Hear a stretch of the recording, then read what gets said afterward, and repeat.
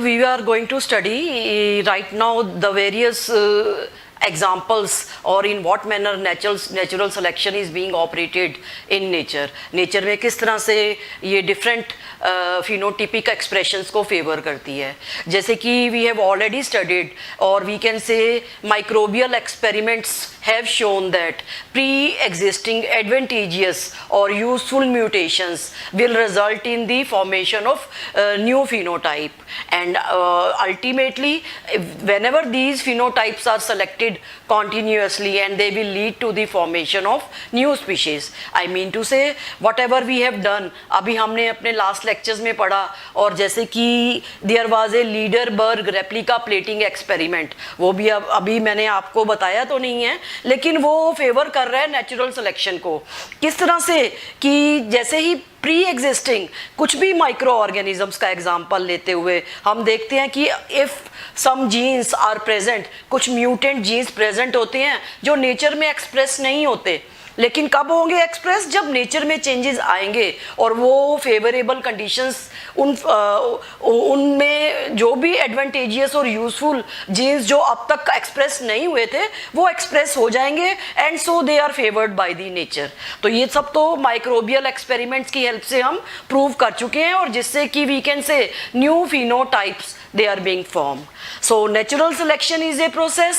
What is that process? In which these inheritable variations are or we can say they are able to adapt in a particular environment and ultimately they are existing in nature, और nature में exist करती हैं, and moreover whenever there is a reproductive capacity or what we can say there is an reproductive natural selection depends upon the reproductive capacity of an organism, कि किसी भी organisms की कितनी reproducing ability है.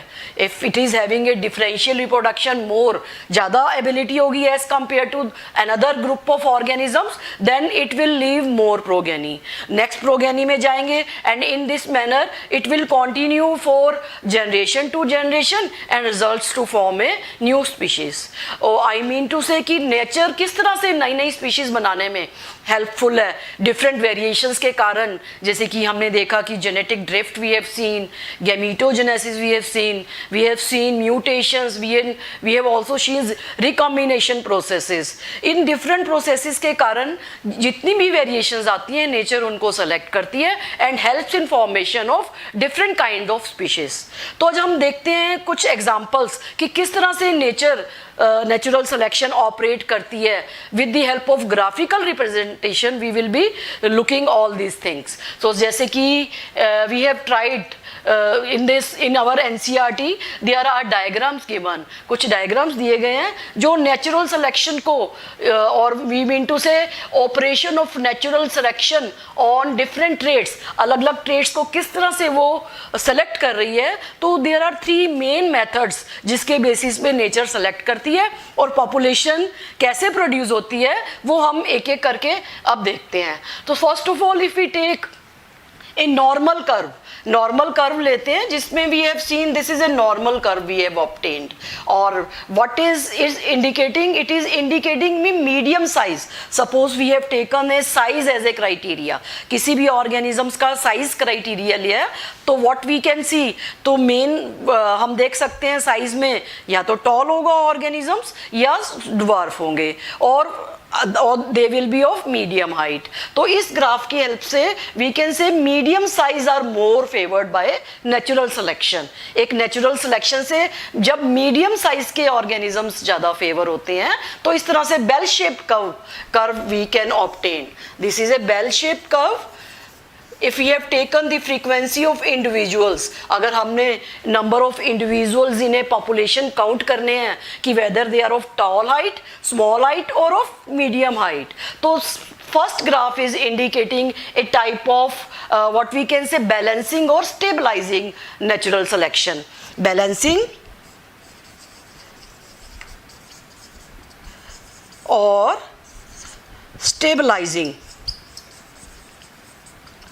It means mean character values, the organisms that are present at two extreme conditions. जैसे ये two extreme conditions में हम if we take one at for the tall and another for the small size organisms, they are having less number. Population में उनका less number है और ज़्यादातर medium height के हैं. तो ग्राफ कैसा बना? Bell shape बना और mean character value is more favored. वो ज़्यादा favored है. Such a population कि हम करेक्टर्स देखेंगे ना तो ये पॉपुलेशन क्या कहलाएगी? It will be of homogeneous, showing less number of variations भी लेस होंगी, ठीक है, और मीन करेक्टर और एवरेज हाइट के ज़्यादा फेवर होंगे. Slow rate of evolution will be there, slow rate of evolution इसमें ज़्यादा फेवर होगा. और such a selection will be medium height और ultimately this peak will get narrow.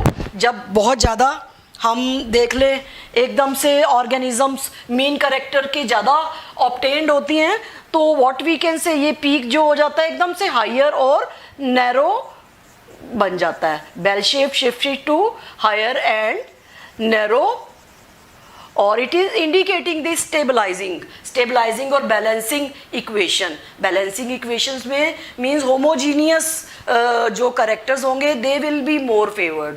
और जैसे कि एग्जांपल हम ले सकते हैं इसमें sickle cell anaemia, we have already studied. Sickle cell anaemia में हम देखते हैं एनीमिक जो हीटरोजाइगोस कैरियर होते हैं ना they are being more favoured, they are giving, जिनमें वन इज जैसे कि HBS और HBS सिकल सेल एनीमिक, ये तो एलिमिनेट हो गए नेचर में डेथ के कारण, इनकी पॉपुलेशन बहुत कम है और they will be eliminated. HBA और HBA they are surviving but they are having less, जो लेकिन कैरियर की फॉर्म में मौजूद होते हैं. They are giving, they are indicating the individuals having the mean character value और बैलेंसिंग सिचुएशन को इंडिकेट करते हैं कि why they are stabilising, they are replacing this what we can say, इनको रिप्लेस कर रहे हैं. सिकल सेल जितने मरे थे उतने, जितनी डेथ हुई थी उतने ही कैरियर की द्वारा सर्वाइव हो गए. And such a population is indicating, giving us the clue a sort of balancing और स्टेबलाइजिंग पॉपुलेशन को इंडिकेट कर रहा है. And the bell shaped curve is going towards the narrow end having a peak higher and narrow in nature. तो इस तरह से हम ऑर्गेनिजम्स कौन से ज़्यादा हो रहे हैं? मीन साइज के ज़्यादा फेवर कर रहे हैं. अब हम देखते हैं सेकंड ग्राफ में कि नेचर किस तरह से सेलेक्ट कर रही है. This is not a balancing, by mistaken I have written on that side. This is a balancing or stabilizing equation. Balancing और stabilizing. और जब हम इसमें सेकंड ग्राफ में देखते हैं ना, the peak is shifted to one direction, एक ही डायरेक्शन में. जैसे मीन करेक्टर वैल्यू अगर हमने कंसीडर की है इधर आर टॉल और ड्वार्फ, तो what ever curve is being obtain और पॉपुलेशन इज फेवरिंग इधर दी टॉल और दी स्मॉल. चाहे हमने जैसे कि टॉलनेस को कंसीडर किया तो peak will shift to one direction, एक ही डायरेक्शन में शिफ्ट करेगा, यानी कि टॉलनेस के variations they will B favoured more by the nature. The organisms or individuals they are having tall characters. एक तो हमने एग्जांपल लिया कि साइज का, tall characters they are being more favored, they are having more adaptations to the environment and they are reproducing more and they are increasing their number, so that shift is moving in one directional. तो such a peak is moving in one direction. जैसे कि हमने बीच वाली तो mean character value लेते हैं ना, mean के करेक्टर वैल्यू के अकॉर्डिंगली आधे टॉल होने चाहिए आधे ड्वार्फ, लेकिन इसमें हमने देखा कि एक ही डायरेक्शन में टॉलनेस की तरफ जब एक करेक्टर फेवर कर रहा है तो ये मान लो हमने ड्वार्फ लिया, ये करेक्टर बिल्कुल कम रह गया धीरे धीरे. टॉल वाले करेक्टर यानी कि आधे जो टॉल थे उसमें से मीन करेक्टर से लेफ्ट साइड वाले कुछ जो ड्वार्फ थे वो भी टॉलनेस की तरफ जा रहे हैं. तो सारा का सारा एक ही डायरेक्शन में पीक जा रहा है. तो इस डायरेक्शन को इसको कर्व को what we have seen, this is a directional selection, natural selection. Directional का हमें ग्राफ की हेल्प से मिला, और इसके भी हमें बहुत सारे एग्जाम्पल नेचर में ऑलरेडी पढ़ चुके हैं, जैसे DDT resistant mosquito natural selection के बहुत बेस्ट एग्जाम्पल हैं that we have already studied, जो हम पढ़ चुके हैं. और second example we have also studied about the what we can say the second example of best natural selection Biston betularia or peppered moth की हमने बात किया.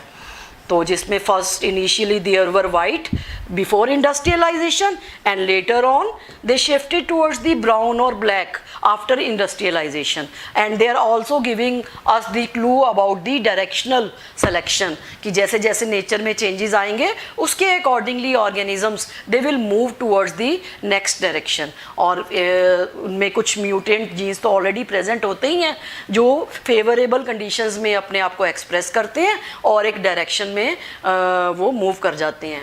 मॉस्किटोज रेसिस्टेंस का भी हम एग्जांपल ले सकते हैं और पेपर्ड मोथ का भी एग्जांपल ले सकते हैं. वाइट से they have shifted to the black, तो both of these are indicating the directional selection, or the curve is deviating from the mean character से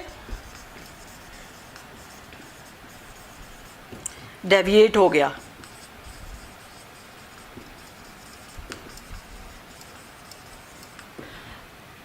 Deviation is there, mean character से deviation is there. Now we come to the third type of curve in which we have seen disruptive or distributive or distributed characters. Distributed characters means both of the characters that are favored instead of one character favored. यानी कि if there are characters mean है और extreme values हैं, then two extreme characters are favored more. I mean to say, if in a population there are tall and dwarf size individuals, दोनों present है तो peak will be shifted, दो peaks बन जाएंगे उससे. Tallness will be favored and dwarfness will be favored because they are selected equally by the nature. Nature में equal उनको selection मिल रही है और mean character value is becoming less and less. जो medium size है ना, mean character is becoming less. Mean character is less.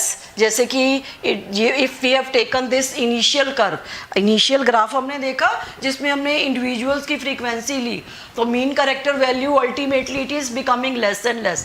इसकी पहले ही कम थी तो ये tallness and dwarfness दोनों ही favor हो रहे थे, and ultimately two disruptive peaks are formed, and if there are more than two characters और भी ज़्यादा characters हो और all are favored, then what will happen? Number of peaks will be more population size will be there, a sort of homogeneous, we can say, variations will be there. Variations, uniform variations आ जाएंगी पूरी population में, और we can say balanced type of polymorphism देखने को मिलेगा. Balance type of polymorphism means हर तरह के कैरेक्टर फेवर किए जा रहे हैं, तो वेरिएशंस पूरी की पूरी फेवर की जा रही हैं. और पीक्स जो है, if you have taken two characters तो two direction, two disruptive peaks बन रहे हैं, और मीन कैरेक्टर वैल्यू लेस हो रही है. Mean character value is less and less, value is less and less. इसके बहुत सारे एग्जाम्पल्स देखने को मिलते हैं, जैसे कि Darwin finches at Galapagos island are best example of disruptive this selection. Disruptive selection के बेस्ट एग्जाम्पल क्यों हैं? क्योंकि मेनलैंड से डिफरेंट डायरेक्शंस में different varieties they are adapted in different geographical area. तो this is also an example of adaptive radiation. हम कह सकते हैं कि एडेप्टिव रेडिएशंस भी जो थी ना, they were the result of such kind of disruptive selection. इसी डिसरप्टिव सिलेक्शन का एग्जाम्पल थी. या एक एग्जाम्पल और भी देखने को मिलता है, जैसे कि स्नेल्स हैं या एप्पल स्नेल्स ओशियंस में रहते हैं. They are having three main varieties. One is black and another extreme is white and in the middle is brown. और ब्लैक जो है ना, black is favoured by black is favored by the protected by the black color rocks in the oceans. rocks black color की हैं तो उसमें ये अपने आप को protect कर लेते हैं. white are favored by the barnacles. barnacles जो white color के होती हैं aquatic organisms, they adhere, वो चिपक जाते हैं rocks के साथ, तो उसके ऊपर उस जिसके कारण snails जो होते हैं they are automatically protected. तो whites are favored by protected by the white barnacles which are present on rocks. Rocks के ऊपर प्रेजेंट होते हैं. बट बचते हैं ब्राउन कलर के. ब्राउन कलर जो कि एक मीन कैरेक्टर वैल्यू है, इन दोनों की मीडियम कंडीशन है. They are eaten by the predators. Predators के द्वारा ये दिखाई, they are shown to the predators, they are not protected by the nature and ultimately they are eaten. And in this manner we can say two different kinds of extreme conditions are favored by the nature. nature उनको protect कर दी है and then a new species is formed. So these are best example of mode of natural selections that has been proved with the help of various graphs से, और हमने इनके सबके example already we have studied कि किस तरह से nature select करती है. ठीक है, अब हम देखते हैं एक best evidence की जैसे speciation we have studied about. What is speciation? एक छोटा सा टॉपिक है, स्पीसीएशन कैसे होती है नेचर में. उसको भी पढ़ना जरूरी है क्योंकि हमें मालूम है कि एवोल्यूशन के द्वारा lots of species are formed. तब एक मैकेनिज्म ऑफ स्पीसीएशन का, और उसी के अंदर in what manner reproductive isolation is playing an important role in formation of speciation. ये दो इम्पॉर्टेंट टॉपिक्स हैं. Even they are not there in detail in NCERT, लेकिन उनको भी जानना जरूरी है. बहुत इंपॉर्टेंट क्वेश्चंस उसमें बन सकते हैं.